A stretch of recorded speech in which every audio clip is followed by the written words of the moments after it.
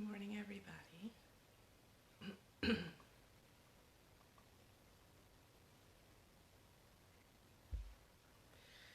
So I'm excited to come to you this Memorial Day, Monday morning.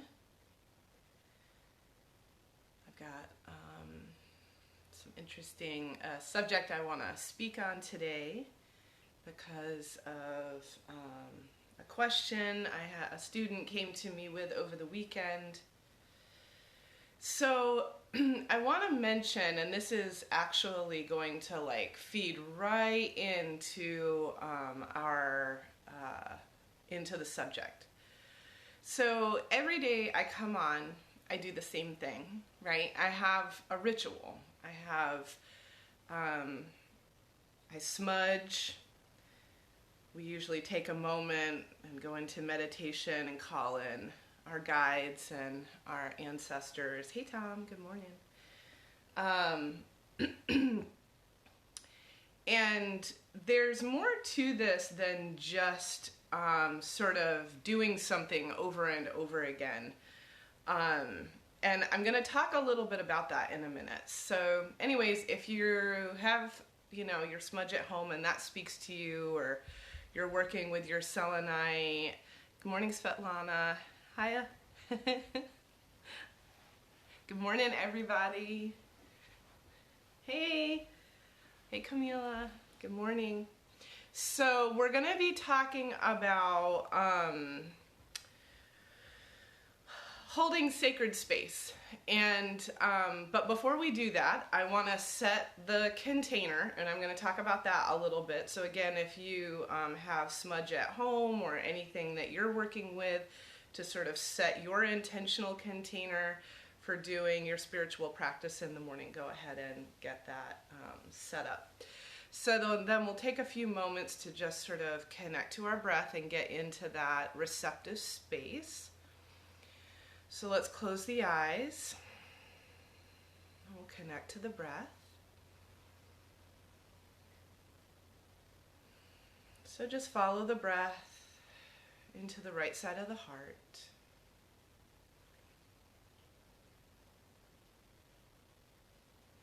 I encourage you to create a cord of grounding and expansion. So one way we can do this is to follow our inner vision and our imagination down through Muladhara chakra at the root. So for women, that's opening of the cervix. For men, it's base of spine.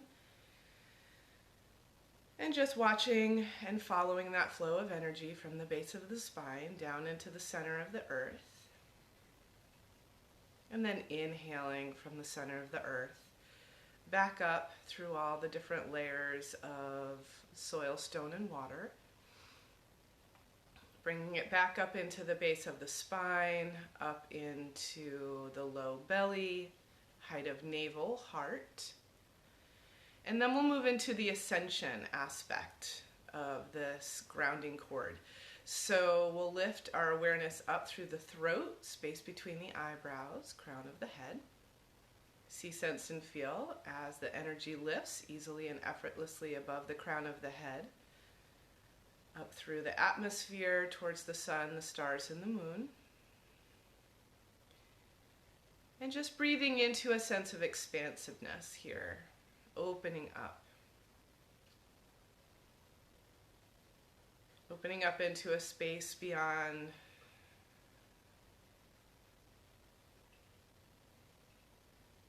time, beyond the limitations of the material world. So just feeling yourself expanding here. And then as we exhale, we'll flow and follow the breath back down, easily and effortlessly once again into the crown of the head, space between the eyebrows, throat, and into the heart. And then from here, we'll call in and on our guides and ancestors, those who hold our highest good and well-being. So we're only calling in those energies that are there to assist us for our highest good. So that's why I specify that. Then I like to call in all of the directions: east, south, west, north, above, below, and within. I also like to call in the elements: earth, air, water, fire, ether. And I learned about a new element that is pretty new to me, but it resonates, so I'm going to add that in as well because of some of the studying I'm doing, the element of ice. So I'm going to add that in. And then I want to call in and on the energies and the spirits of the land upon which I reside, my home resides, which is where I'm coming to you from.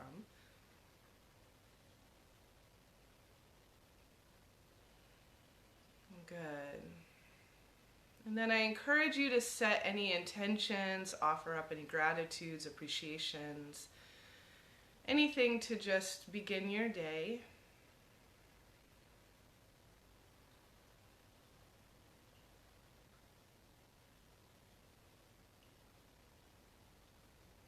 Good. And then as you're ready, we'll take a deep inhalation. We'll gently blink the eyes open. We'll come back into the room. Okay, so I want to talk about holding sacred space. So I had a student reach out to me this weekend, and she had, and I'm not, I always keep that information confidential as far as like who it was that reached out to me, but I had someone reach out to me, and they participated in an online gathering that was like an energy gathering. I think maybe the person was offering some Reiki, and perhaps they were a little bit newer to the practice, but they were wanting to offer, which is wonderful. And I just want to preface this by saying I'm not trying to like put anybody on blast or, pass any judgment. My intention here is to offer information that helps all light workers and energy workers and shamanic healers and people who are just practicing themselves, in their own personal practice, to develop some awareness around certain aspects of when people are gathering together for the purpose of doing any kind of healing work or energy work or things like that. So anyone who knows me really well knows that I don't participate in a lot of gatherings, and there's a reason for that. I have extremely strict standards as far as who I expose myself to, who I allow to hold space for me in that way to facilitate, whether it be a ceremony, whether it be a healing, whether it be even a yoga class, anything like that, where I'm giving permission to someone else to basically care for my energy for a higher, collective purpose. Because when you bring a group of people together to do this type of work, it can be really, really beautiful and really super powerful. And so what I have found is that sometimes when people are facilitating gatherings like this, there aren't basic steps in place to hold the energy that has come together safely, okay? And this is really super important. So I'm going to go back to where we started. So I began every time we come together with smudge, right? So I have my own sacred sort of ceremony that I go through every time I'm calling collective energy in of multiple people. I do it for myself. And what it does is it basically sets what I like to call the container. So when you have someone facilitating on your behalf, their ability to alchemically work the collective energy is going to have everything to do with their understanding and their fluency with how energy works. It's very basic. And when we forget certain aspects of the formula, it can leave a container that I like to call as like leaky. And so you can come away from something that's meant to feel empowering and uplifting and healing, feeling drained, feeling disturbed, disconnected, out of body, all of these types of things. So if you've ever, and I'm not just talking about like metaphysical stuff, right? So this is the context of what I'm talking about here, but we can see it. A perfect example is I used to, a client that I work with, for a really long time, I would go to their monthly manager meetings, and I would come away from those meetings incredibly drained, like exhausted. The rest of my day was completely trashed. Like I couldn't deal. I was so heavy and lethargic. And what I found is that after starting to consult with, yes, Camila. Yeah, I do know. We are definitely on the same page with this for sure. So, yeah, I think this is an important subject to talk about for sure. And please add in any of your thoughts because you're a seasoned healer and have your own experiences with this. So in any case, so when I started consulting with this particular client, I made some basic suggestions, very basic. Give them an agenda, right? Like, let's determine how long are we actually going to be together, okay? When a group of people comes together and good morning, Sean, thanks for joining. When we have a group of people together and you have no idea how long you're going to be together, that's very draining. There's something about where the energy is going that isn't contained, right? So in sort of the corporate world, we have agendas. And in our agendas, it's, sort of like laid out. This is how long we're going to do this. This is how long we're going to do that. And it sounds very like structured, right? Well, the interesting thing is when this client started implementing something basic like that, all of a sudden it lightened up the energy because there was a container within which to hold it. So coming back to, metaphysical gatherings and doing healing work and working with facilitators and things like that, I highly encourage you to, purpose, direction, and motivation. Absolutely. Having a clear understanding, where are we going and how are we going to get there? When we do this, we are collectively organizing our energy in that direction, right?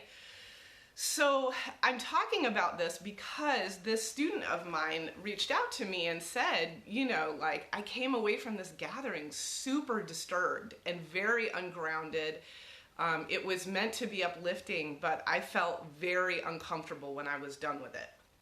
So anybody who works with me in any capacity has heard me reiterate this over and over and over and over again. Just because someone puts themselves out there as a facilitator, everyone's at a different level with where they're learning, right? But there are some basic practices that are extremely important to me. Now, you have to take this and work it for yourself to see if it works for you, right? So my ancestors have taught me, and my guides have taught me, and my earthly teachers who have been, on point have taught me and handed down these practices. And the first thing is about opening up the container, right? We're setting the intention, like, what are we doing here? So this, essentially, me coming to you 3 times a week to talk about things or like share some drumming or whatever it is, right? There's a specific container. I'm here from 8:30 to 9. And whatever happens in that time, right, it's within a container. And so I open it up by doing my personal ceremony of clearing, cleansing, smudging. I'll call in the energies I want to join us. And if that's an alignment for you, then you'll work with me on that. If it's not an alignment with you, then you'll exit stage left, and that's great because that's exactly what you should do. So one of the things that I thought was really interesting from this conversation with my student is, she was like, I knew to leave that gathering, and I knew how to ground myself, seal up my energy, and to just do some energetic hygiene. And I was like, that's amazing, fantastic, very good, you know, I'm glad that you did that. And then I suggested to her, like, what if you applied what you learned there to absolutely everything in your life? What if we were so in tune with what we were exposing ourselves to, right? Like that when we didn't feel good and didn't feel in alignment, we actually listened. It's super basic. Like if something doesn't feel good in your body, right? Like, and the thing is that in our society, we're taught to be, what is it? What's the word I'm looking for? Obviously, I value it so little, I can't think of, I mean, that maybe is a little strong, but it's true. Polite. Sorry, the word polite. Politeness. So to abandon our own well-being, to adhere to something as far as like fulfilling an expectation. I don't support this at all. Now there are, you know, gentle and quote unquote polite ways to excuse ourselves from things when they don't feel good. But I highly recommend, as you know, wherever you are in your practice, for whatever the reason you may be sitting here listening to this, I encourage you to listen to, it doesn't have to make sense. Absolutely. I completely agree. So Sean was saying, it doesn't have to make sense when you follow your gut. It's about getting out of your head. Absolutely. So one of the biggest lessons that I've been hearing from my ancestors for years is you don't have to know why. Like, it doesn't matter. That's a waste of energy. Like, if you're getting, another one of my teachers that I really appreciate, Brianne Hovey, who I met through the oil world, and I went to a couple of retreats with her last year. And one of my favorite things is if it's not a hell yes, it's a hell no. And I love that. Like, if we're not getting a really clear indication that it's something that we should be involved with, then perhaps we shouldn't be involved with it. And as humans, oftentimes through just general, I don't know. In my case, I know that it has always been my desire to figure things out, right? I want to figure it out. I want to justify why I'm making the decision that I'm making. For the last few years, I've abandoned that. I don't have to explain myself to anybody ever about why I'm doing what it is that I'm doing. If I'm going to do a thing, it's because I have a reason for why I'm doing a thing. Now, if I wish to share that, that's up to me, but it's definitely not, I don't have to do that. So listening to your intuition. And so for those of us who are facilitating on behalf of others, making sure that that container that you're calling people into is clear. And not only is it important, like how you're opening that space up, but sometimes I've noticed that one of the pieces that gets forgotten is the closing it. So if you open something, right, and part of the integration of opening a container is asking permission, right? So just the mere fact of like me putting this format out there and people watching and interacting with me, we've agreed to make this exchange, right? And so that's really important. If it's not something that you want to participate in, then you'll move along and like keep going on to the next thing, and fantastic. So permission is really super important, and it's something that I talk about with my students a lot, because I find that people who have the tendency towards being healing facilitators, you know, walking a shamanic path, light workers, whatever, yoga teachers, all the different things that I'm involved with, is that there's this tendency oftentimes to want to, you have like the savior complex, right? You want to heal people, help people, you want to take care of people and all of this kind of thing, right? But the interesting thing about it is that first and foremost, what I have learned is if there's something that I'm noticing in somebody else that I really want to like heal and like take care of, more than likely that has nothing to do with them. That has everything to do with me. And if I really want to make a difference, then I need to look at myself and work on that in me. Now, if that person comes to me and says, I would like your help, that is different. Because if I'm like reaching out energetically, you know, I'm energetically like, I'm, you know, reaching out, I want to help them. Really what I'm saying is I don't think they know how to help themselves. And the reality is that we are all here with the tools necessary to heal ourselves. Now, we pick up the tricks from each other, but that comes from a permission-based relationship. You enter into an agreement for that exchange of energy. It's not me saying, oh, you know, obviously you need help, so I know better and I have all of these skills, so I'm going to help you. It doesn't really, that's really more about me feeding my own desire to sort of validate myself. Okay, so, and I can speak to that because before I had some of these practices in place, you know, take it back 15 years, I was the worst. Terrible. Absolutely the worst. Like leaky energy, helping people all over the place, you know. I just didn't know. I didn't know any better. I had to go back and clean that up later on once I, you know, realized what I had been doing. But, so, you know, to have that permission is really important. Yes, attraction rather than promotion. Absolutely, absolutely. So that really speaks to a belief that I've heard from, whether it be my guides or my ancestors or my intuition or all of those things combined, which is the community chooses its healers and its facilitators, its leaders. So to put up a shingle and say like, hey, I do this thing, right? That's great.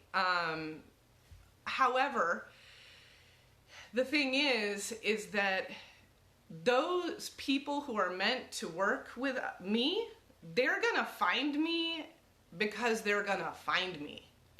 It's the way that the energy works, because that's just been my experience, and there's a lot of things to that, but I really do believe that, you know, the community chooses its people that it wants to work with and trust with those types of you know, healing facilitations and exchange of information and that whole thing. So again, you know, I guess I'm just speaking to listening to your gut. When you choose to work with someone, or you're feeling called, whether it's, you know, you want to take a yoga class, you want to get a Reiki session, you want to get a reading. Boy, let me tell you what.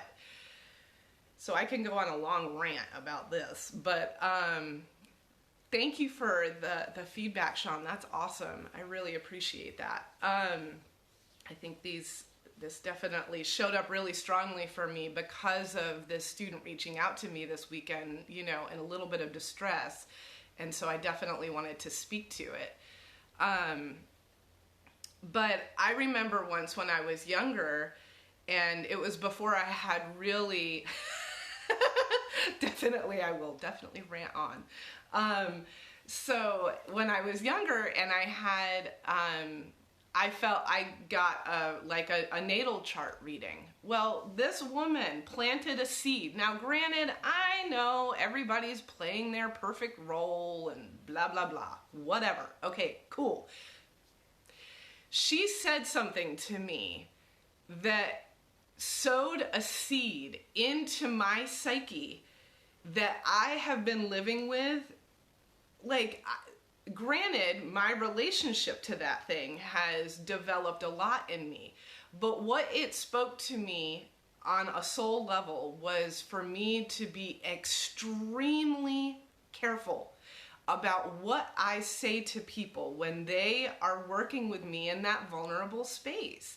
When people come to us to receive support, oftentimes they're feeling, they're in that very open, very vulnerable space. And what it is that we say to them during that time, they can carry with them for, well, for a long time. I'll just say that.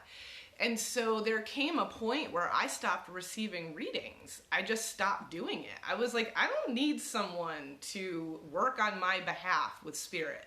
Like, that's my job. And if somebody's gonna sow a seed in my psyche, it best be me, because then I have no one to blame but myself for, So anyways, I just caution you, when you're reaching out and opening your energy up to others, really tune in to your gut, tune in to looking at how, pay attention, do a little bit of research on them, witness them in how they present, how they hold space, how they show up. Are they walking their talk? It's a constant day by day thing, and part of my job as a facilitator is to be authentic about the things that I struggle with as I'm learning how to, step into my full potential and therefore hold the best and most sacred and safe space I can, not only for myself first, but on behalf of others when people reach out to me. It's my job to do that.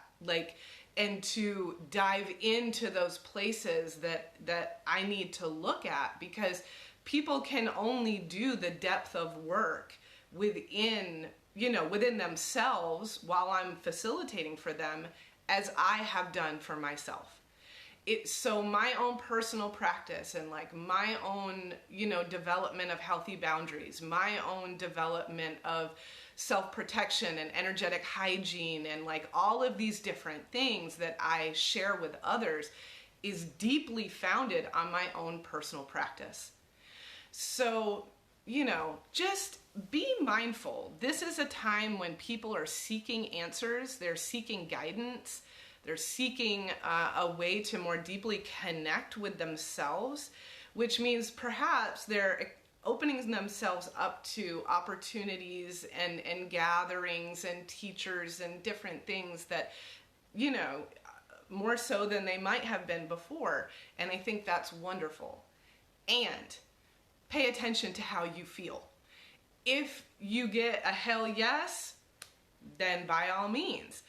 But if you're not getting a hell yes, trust yourself. Take a step back. There's no rush, and honestly, everything that we're seeking from outside, we carry within ourselves. And the more we develop our ability to go within and listen to and develop our relationship with our guides and with our ancestors and all of that sort of thing, the less and less we rely on those outside of us to help us develop that path. Then it becomes just an exchange of wisdom and what's highlighting, yep, that rings a bell for me. And I'm gonna dive into that deeper within myself and then, and look at that. So anyways, that's sort of my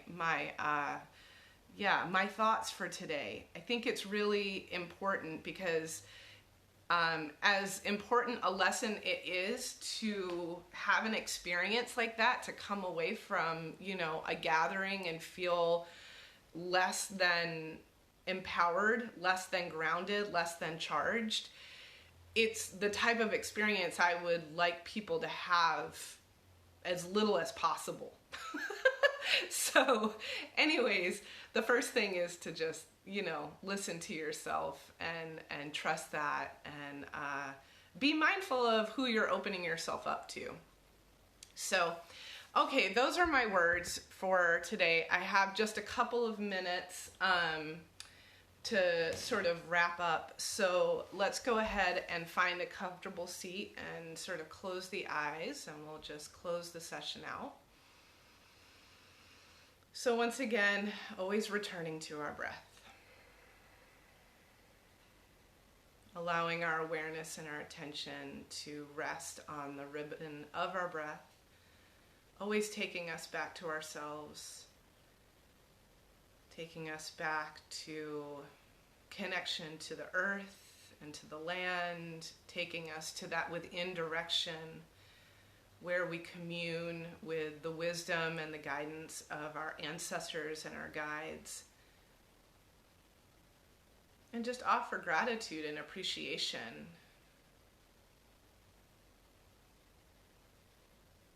And give thanks for our life and the opportunity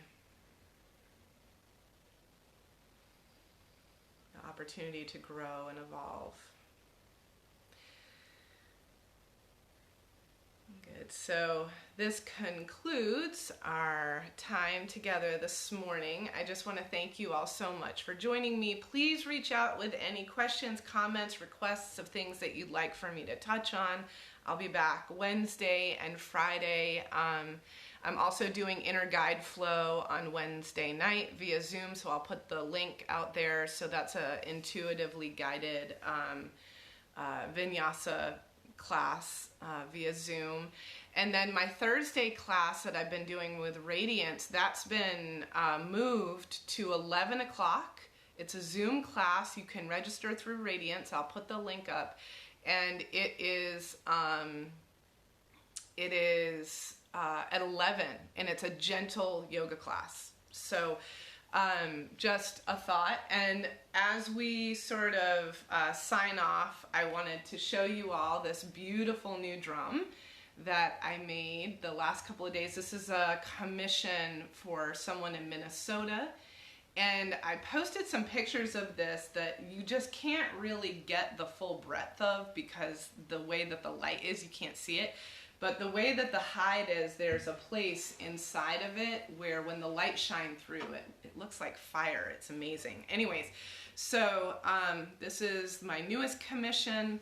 This is going out probably today or tomorrow to the person who is going to be carrying this drum. So if you're wanting a custom drum made for you, please reach out to me. I'm happy to speak with you about that. So I hope you all have a beautiful Memorial Day. Thanks to all of those who have given their service to our country and in remembrance of all of those who are lost their lives for our freedoms. So anyways, I love you guys. Thank you so much. And I hope you have a beautiful day. I'll see you on Wednesday. Okay, bye-bye.